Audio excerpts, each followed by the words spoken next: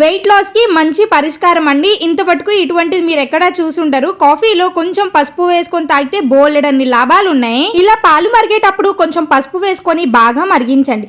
ఈ లోపైతే ఏదన్నా coffee mug ఒకటి తీసుకొని ఇందులోకి కొంచెం కాఫీ పౌడర్ ఏదైనా పర్లేదు, అలాగే కొంచెం షుగర్ ని కూడా వేసుకొని స్పూన్ తో బాగా మిక్స్ చేసుకోండి. కొంచెం వాటర్ వేసుకొని మిక్స్ చేసుకున్నారు అంటే ఈజీగా బ్లెండ్ అవుతుంది అనమాట.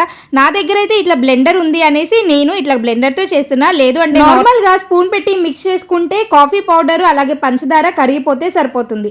ఇట్లా బాగా కలుపుకున్న తర్వాత ఇప్పుడు మనం పసుపు వేసి పాలను కాగపెట్టుకున్నాం కదా, అది కాఫీ మగ్ అంతా కూడా పోసేసుకొని ఒకసారి బాగా మిక్స్ చేసుకోండి.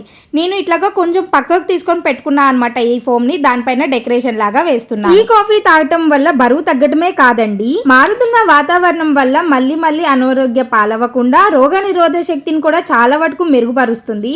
బై ది వే ఈ కాఫీ చాలా టేస్టీగా ఉంటుంది, ఒకసారి ట్రై చేసేయండి.